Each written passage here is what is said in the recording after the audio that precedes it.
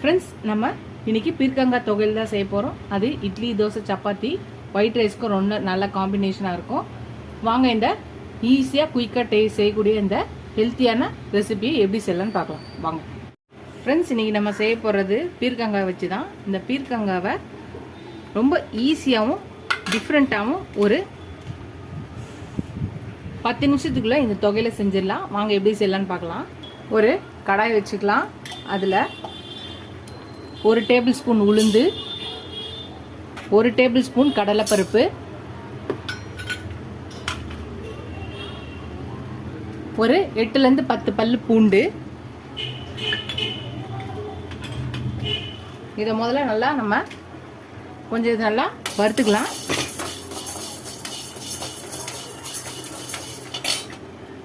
கொஞ்சம் வறுப்பட்டுச்சு. இந்த நேரத்தில் இதுக்கு தேவையான காரத்துக்கு ஏற்ற காஞ்ச மிளகாய் ஒரு 8 காஞ்ச மிளகாய், ஒரு சின்ன சைஸு லெமன் சைஸில் புளி, இதையும் சேர்த்து நல்லா வறுத்துட்டு எடுத்துக்கலாம். நல்லா வறுத்தாச்சு. இதை ஆற வச்சு மிக்ஸி ஜாரில் போட்டுக்கலாம். இப்போ அது ஆறத்துக்குள்ளே திருப்பியும் கடாயில் வச்சுக்கலாம். இதில் ஒரு 2 ஸ்பூன் எண்ணெய் ஊற்றிக்கலாம். இப்போ நம்ம கட் பண்ணி வச்சுருக்க இந்த பீர்க்கங்காவை இதில் போட்டுக்கலாம்.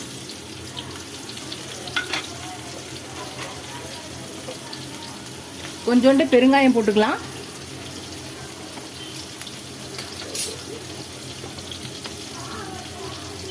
ஒரு 1/4 ஸ்பூன் மஞ்சள்தூள் போட்டுக்கலாம். இப்போ இதே சேர்த்து நல்லா வதக்கிக்கலாம்.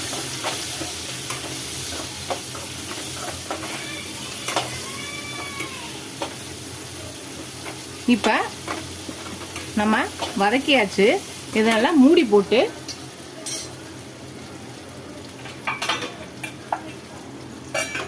இப்போ இதை வேக விடலாம். இது வேகட்டும். லோ ஃப்ளேமில் வச்சு இது வேகட்டும்.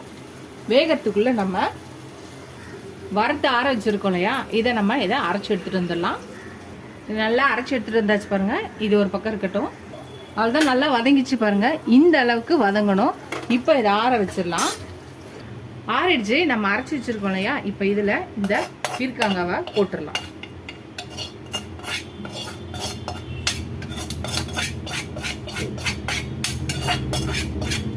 இப்போ இதை நம்ம அரைச்சி எடுத்துகிட்டு வந்துடலாம். கொஞ்சம் அரைச்சாச்சு பாருங்க. இப்போ இதுக்கு தேவையான உப்பு போட்டுக்கலாம். இப்போ திருப்பி இதை அரைச்சி எடுத்துகிட்டு வந்துடலாம். அவ்வளோதான், நம்மளோட பீர்க்கங்காய் தொகையல் ரெடி ஆயிடுச்சு பாருங்க. அவ்வளோதான். சாப்பாட்டுக்கு மேலே இந்த தொகையில கொஞ்சம் போட்டு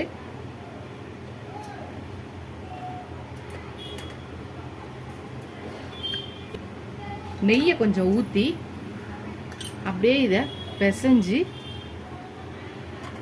சாப்பிட்டோன்னு வச்சுக்கோங்களேன், செம்மையாக இருக்கும். சூப்பராக இருக்கு.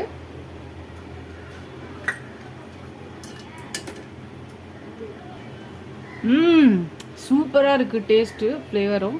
நீங்களே இந்த பீர்க்கங்காய் தொகையில் ட்ரை பண்ணி பாருங்கள். இது சாப்பாட்டுக்கு மட்டும் இல்லை, இட்லி, தோசை, சப்பாத்திக்கு எல்லாத்துக்குமே நல்லா மேட்சிங்காக காம்பினேஷனாக இருக்கும்.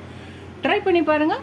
ஒரு வாட்டி ட்ரை பண்ணிட்டீங்கன்னா அப்பப்போ இந்த ரெசிபி ட்ரை பண்ணுவீங்க. ரொம்ப ஈஸியாக சிம்பிளாக டக்குன்னு செய்யக்கூடிய ரெசிபி.